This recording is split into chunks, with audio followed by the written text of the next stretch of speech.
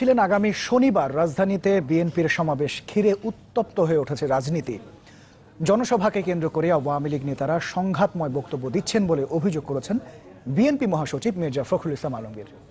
আজকে সকালে নয়াপল্টনে দলের কেন্দ্রীয় কার্যালয়ের সংবাদ সম্মেলনে এই অভিযোগ করেছেন তিনি। এ সময় চেয়ারপারসন খালেদা জিয়ার মুক্তি এবং সুচিকিৎসার দাবি জানিয়েছেন মির্জা ফখরুল। আগামী 29 সেপ্টেম্বরের জনসভা সফল করতে ঢাকা ও আশেপাশের বিভিন্ন জেলার বিএনপি ও তার অঙ্গ ও সহযোগী সংগঠনের নেতাদের সাথে বৈঠক করেন দলের মহাসচিব মির্জা ফখরুল ইসলাম আলমগীর।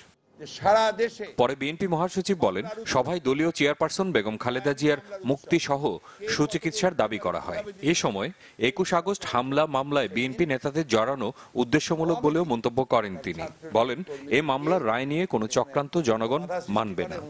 এটা সম্পূর্ণভাবেই রাজনৈতিক উদ্দেশ্যে, রাজনৈতিক প্রতিহিংসা চরিতার্থ করার জন্য, আজকে বিএনপিকে রাজনৈতিকভাবে হেয় প্রতিপন্ন করার জন্য এবং তাকে রাজনীতি থেকে দূরে সরিয়ে দেওয়ার জন্য এই ধরনের চক্রান্তগুলো করা হয়েছে। আমরা আগেও এর নিন্দা জানিয়েছি, এখনো এর নিন্দা জানাচ্ছি এবং এটা স্পষ্টভাবে বলছি যে এই ধরনের কোনো চক্রান্ত জনগণ মেনে নেবে না। জনসভার বিষয়ে মির্জা ফখরুল বলেন, পুলিশের অনুরোধে সমাবেশ 27 সেপ্টেম্বর থেকে দুদিন পেছানো হয়েছে, কিন্তু এ নিয়ে আওয়ামী লীগ নেতারা যে বক্তব্য দিচ্ছেন তা গণতন্ত্রের ভাষা হতে পারে না। তাদের নেতা কর্মীরা, তাদের বড় বড় নেতারা এখন যে হারে হুমকি দিচ্ছেন, এই যে আপনার নাসিম সাহেব, নানক সাহেবরা, এমনকি প্রধানমন্ত্রী বাইরে গেলে সুন্দর কথা বলেন, ভিতরে সে হুমকি উনিও শুরু করে দেন। এটা তাদের ক্যারেক্টার। আপনারাই বিবেচনা করবেন, জনগণ বিবেচনা করবেন যে এই সংঘাত সহিংসতা কারা শুরু করে। জনসভা থেকে দেশের রাজনৈতিক পরিস্থিতি নিয়ে নীতি নির্ধারণী ঘোষণা আসতে পারে বলেও জানান বিএনপি মহাসচিব। আমাদের ভবিষ্যতে কর্মপন্থা, ভবিষ্যতে কর্মসূচি এসবগুলো আসবে। মহসেনুর রহমান বাদল, চ্যানেল 24, ঢাকা। শনিবার রাজধানীতে বিএনপির পাল্টাপাল্টি কোনো কর্মসূচি দেবে না আওয়ামী লীগ। দুপুরে রাজবাড়ীর পাংশায় উপজেলা আওয়ামী লীগের জনসভায় কথা বলেন দলের সাধারণ সম্পাদক এবং সেতুমন্ত্রী ওবায়দুল কাদের। তবে কেউ বিশৃঙ্খলা করলে সমুচিত জবাব দেওয়ার কথাও বলেন তিনি।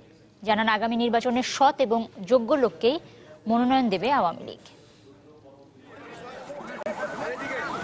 রাজবাড়ীর পাংশায় উপজেলা আওয়ামী লীগের জনসভা।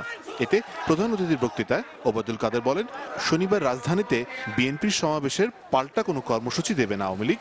তবে সমাবেশের নামে বিএনপি বিশৃঙ্খলার সৃষ্টি করলে আইন শৃঙ্খলা বাহিনী সমুচিত জবাব দিবে বলেও হুঁশিয়ারি করেন তিনি।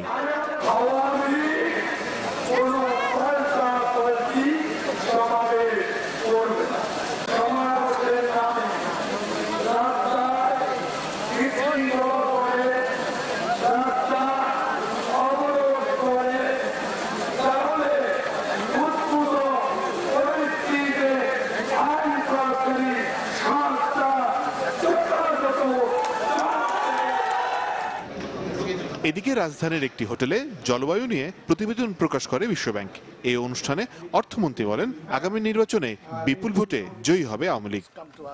Their concern is that everything remains peaceful, that's all, so that things are not disturbed.